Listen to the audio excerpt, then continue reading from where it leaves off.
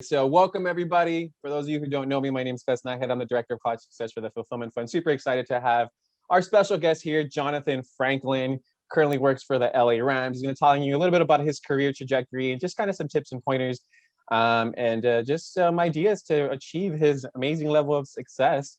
So Johnathan, I just kind of want to get started with you telling us a little bit about yourself, a little bit about your background and what you're currently doing. Yeah, so a little bit about myself, and hello everyone. Welcome students, teachers, administrators. Excited to be here, and thank you to the Fulfillment Fund for allowing me to be a part of the Career Speaker Series.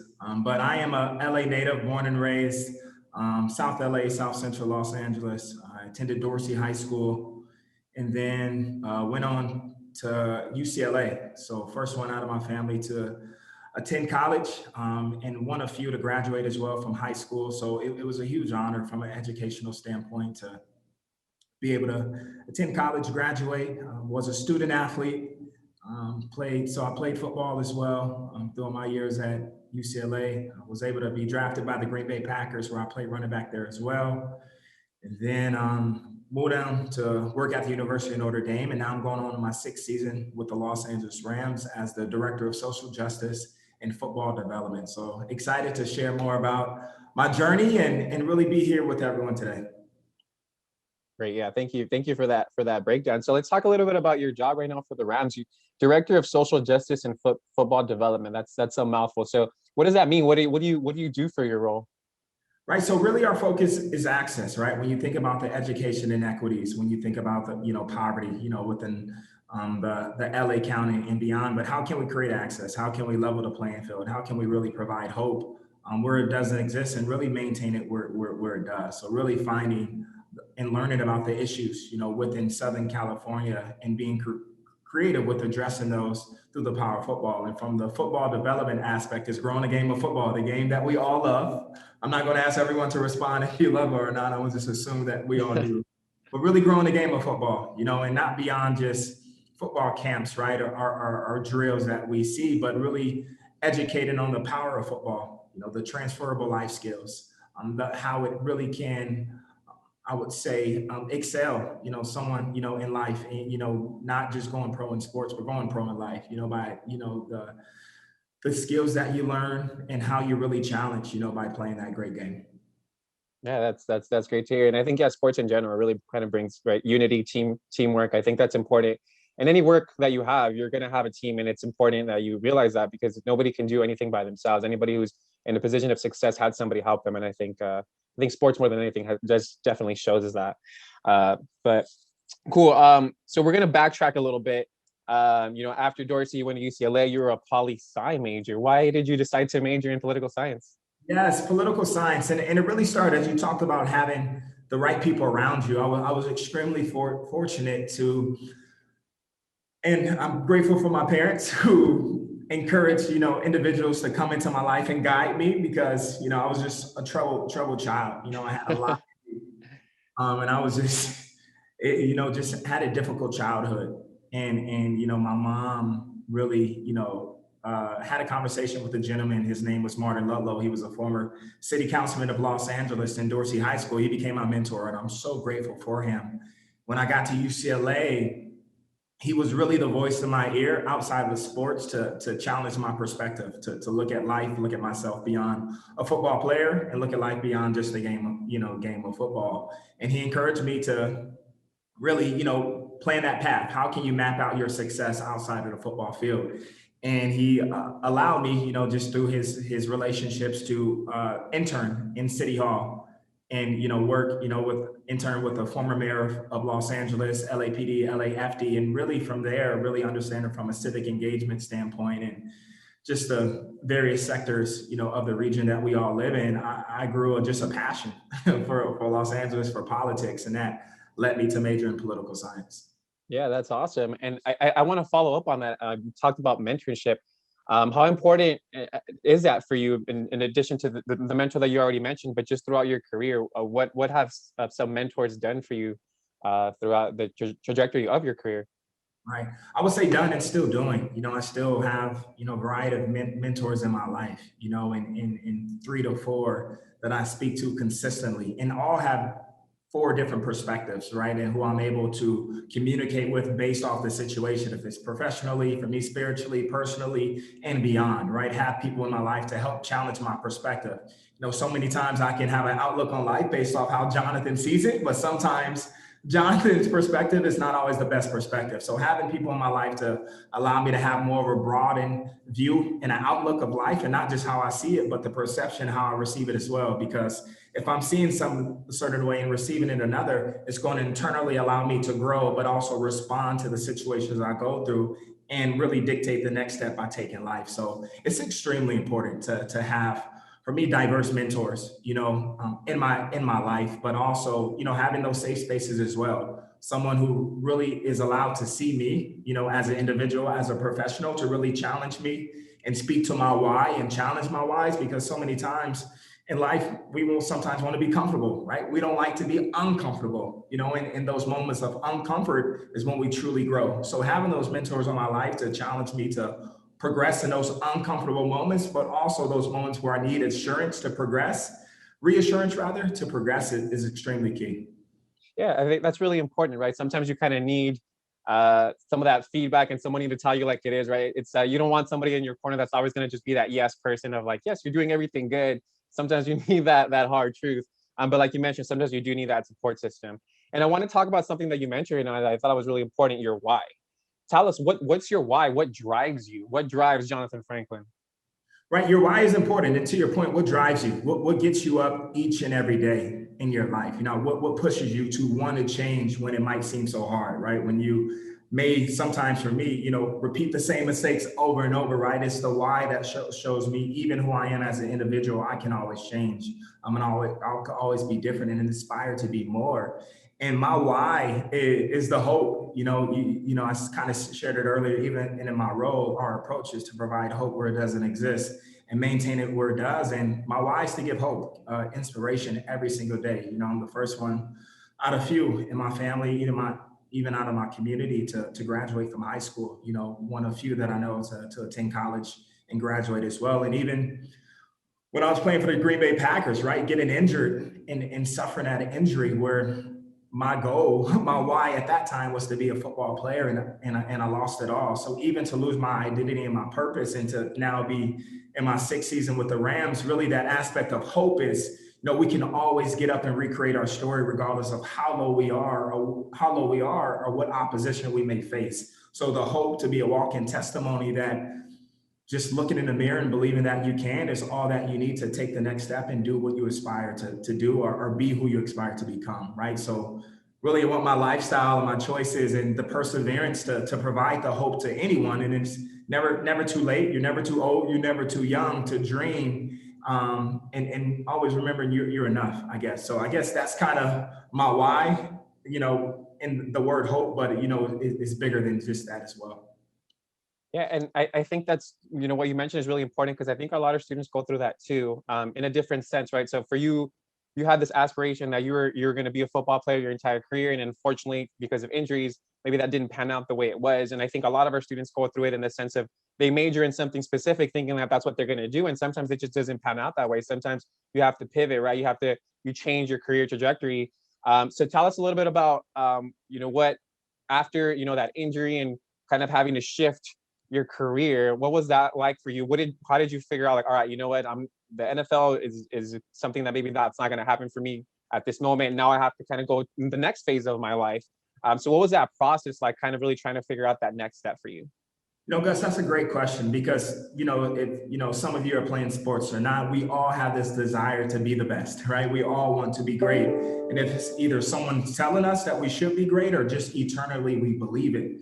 And for me, I wanted to be the best, athlete. I wanted to give hope, right, from playing the game. I believe that the weight of being an athlete provided so much inspiration and value to me, but those around me. And when that was taken away, I lost that value, right? I lost that my why for a short time, and it was tough. It was tough because football, what was a part of me. It was my identity at the time. So when I lost it, it was, okay, what now? Who is Johnathan Franklin? How do I pivot to your point? How do I rethink and recreate me in a sense?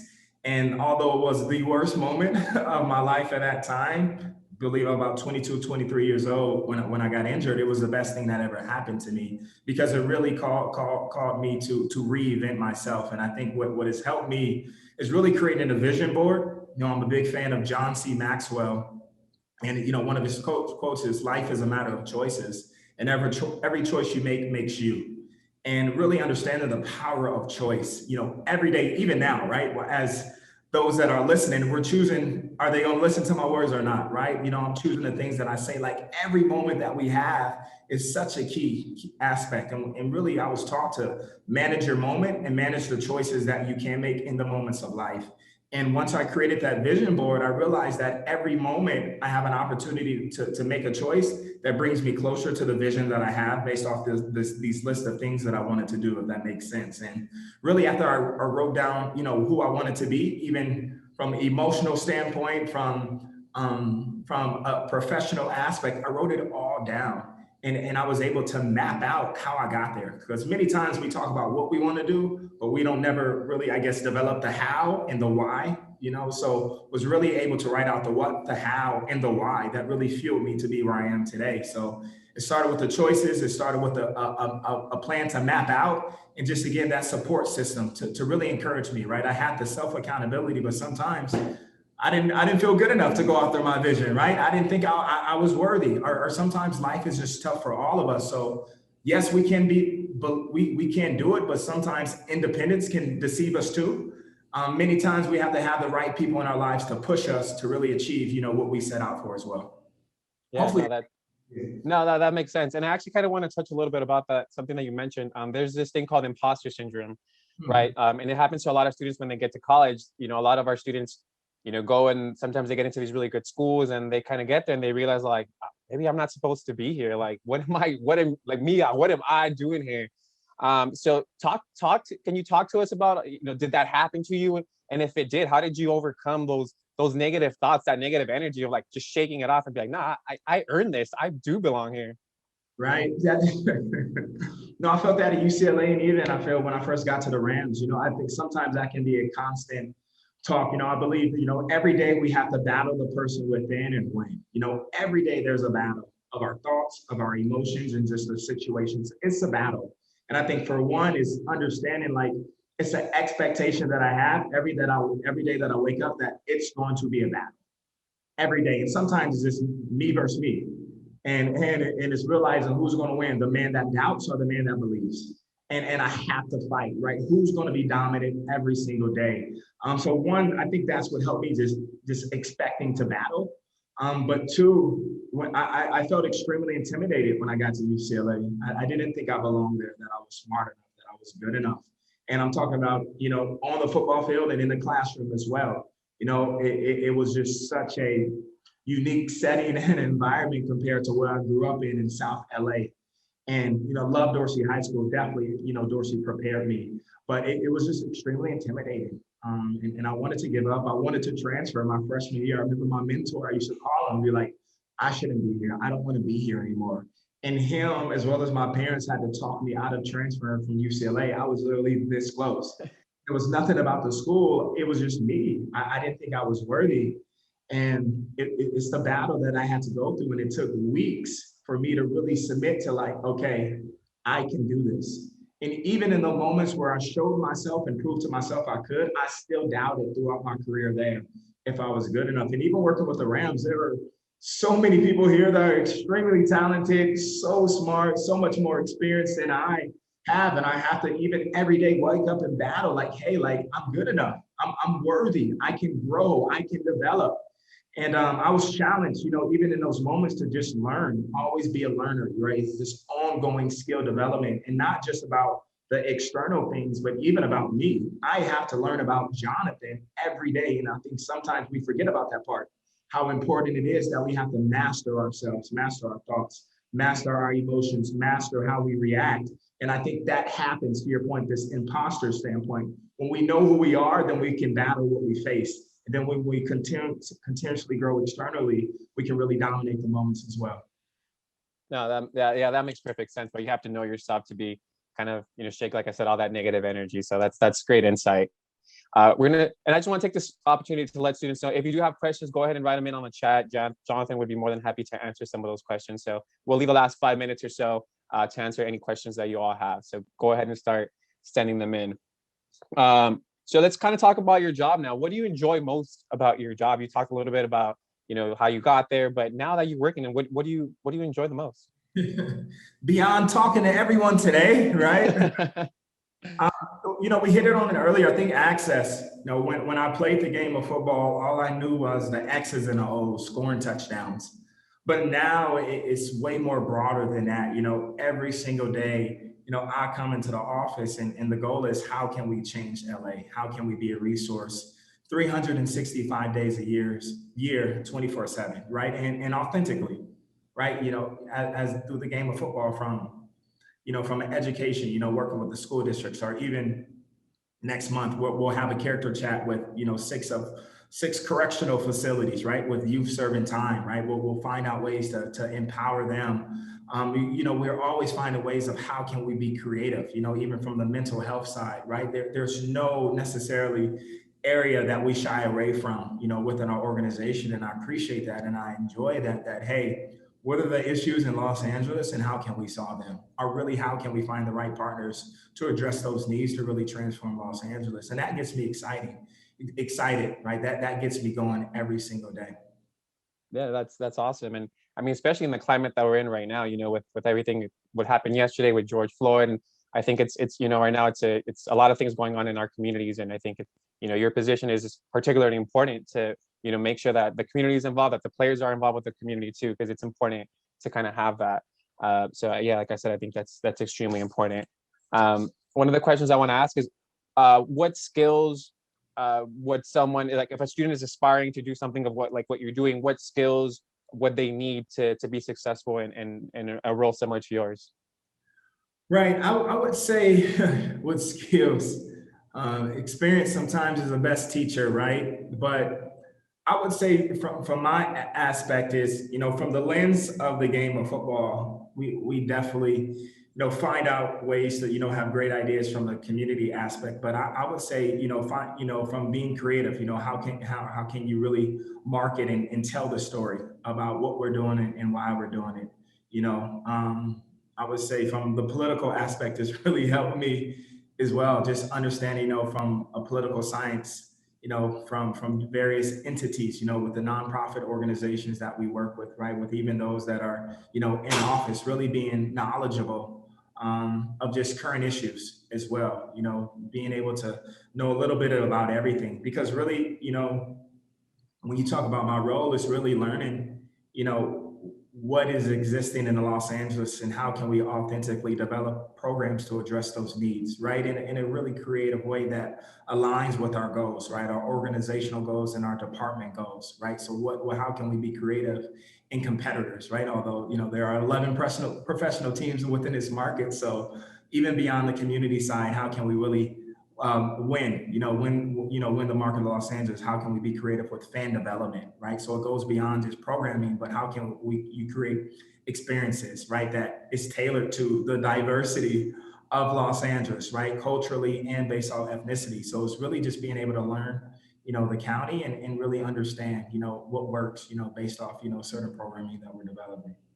Yeah, and I think it's great. I mean, you were born and raised LA. You went from Dorsey to UCLA, and now working for the Rams. I think that's awesome that you've been able to continue to stay in your community and give back to your community. I think that's so important to do. So I'm going to kind of start going through some of the questions that we have. So what advice do you have for students balancing school, sports, and extracurricular activities or work? Yeah, I would say, one, get yourself a calendar. Honestly, train yourself to become a planner. And even for me, what I've learned is I write everything that I have going on in my calendar, because in my mind, I can be like, oh my gosh, I'm so overwhelmed. But when I put it on paper, it gives me a peace of mind and comfort that my day is not as well. It can be crazy, but I can make it work and happen. So and it keeps me on track. of what I'm going to say this a lot, mapping is so important, understanding where you're going and how you're going to get there. And many times every day, I know what I have, how I'm going to get through it, and what I can add to it as well. So I would say get a calendar and really become disciplined in regards to write everything you have coming up, even if you think it's insignificant, right? Write it down, train yourself to be disciplined, train yourself to be a planner and organized, because it'll help you balance things out in life. Yeah, no, I agree. I think I don't. I mean, what I do is when I write stuff down, it's such a great feeling when you finally cross that task out. It's just like it feels so good. But no, I agree. Every morning when I wake up, I look at my calendar. Like, what do I need to get done today? So I think that's really important. Can I add one more thing? I'm sorry. Yeah, go ahead. I would say what helped me too, because even I think as a student athlete at UCLA, from sports, from community service to going to school and who all the other extracurricular things that I did, I really had to prioritize, my day and my choices. And many times we can say we're busy, but are we being productive in regards to being busy, right? What I'm learning, there's a difference between there's a difference between activity and productivity, right? So you really have to prioritize what you need to do throughout the day and really understand the things that you're doing just because that's really not necessary to accomplish your overall goal. So it's okay to one, say no, but secondly, like really prioritize, what's necessary in regards to whatever your most important areas are. No, I agree. I agree 100%. And you already talked a little bit about this, and this will probably be one of our last questions. But another Susan wants to know what motivates you the most about your profession. I know you talked a little bit about your why, but maybe just kind of expand on that and what you feel motivates you. Yeah, what motivates me, I get to unlock a different version of me every day. I guess that's what motivates me every day. Even in my career now, like really being challenged to develop the way that I think and the lenses from a community aspect, right, externally, but also internally, right, with my colleagues, right? How can I be a better version of Johnathan Franklin as a professional? Even with the questions that I ask, right? Sometimes I now don't believe there's ever any dumb questions, so always ask questions, but I'm learning even the questions that I ask will dictate the level of thinking that I have, so really being, advancing my thinking and my approach, and how I process things. It cannot be the same way I was thinking last year or the year before. So really finding ways to unlock, a different lens and a more advanced thinking, I guess, or just maturing, in different levels. I think that gets me excited. Like, how can I be a better version every single day? I love that stuff. I don't know why it is, but I love being able to, find ways to change me, and believing that it's possible, because sometimes we can be crippled by the stuff that we see that aren't changing, but waking up every day and see how can I redefine who I was, and going after that area, even that I haven't conquered yet. I get thrilled, I'm thrilled about things such as that. I agree. I think it's important not to be stagnant. You always want to continue to grow. There's always as much as there's always room to grow. There's always room to continue to educate yourself as a person, as an individual, as a professional. So I think it's extremely important to stay hungry, stay motivated, no matter at what point in your career you're at, because you can always grow from there. So we're pretty much out of time. Last thing, just final words of advice that you would want to give to our students. I would say read. If I could say anything that has helped me, is reading books. And I didn't understand this. Honestly, I couldn't stand reading even when I was at UCLA in high school. I was like, why am I reading? I don't see the impact or the benefits of this. But I've learned so much about life, about my career, about myself, even my passions from just reading books. And even watching videos of YouTube online about the things that I'm passionate about. And I have this goal at minimum, reading one book a month minimum. And it's been extremely helpful to even, master myself, my craft, and lead, in different areas. So I would encourage you all to read, really find ways to train yourself and discipline yourself to start reading books, if it's once a month, once every 2 months, but it'll help you for the rest of your life. That's great advice. Thank you so much, Jonathan, for being with us. I didn't tell you, congratulations. You were UCLA 2020 Alumnus of the Year. That's amazing. Congratulations on that. I forgot to mention that earlier, but that's an amazing accomplishment to be able, like I said, you're always continuing to give back to your community. So that's amazing. Congratulations on that. But thank you so much for joining us. Thank you so much for your words of wisdom, your tips and pointers for our students. I'm sure our students are a lot more motivated now. Once again, Johnathan, thank you so much. We really appreciate you being here with us. All right, thank you.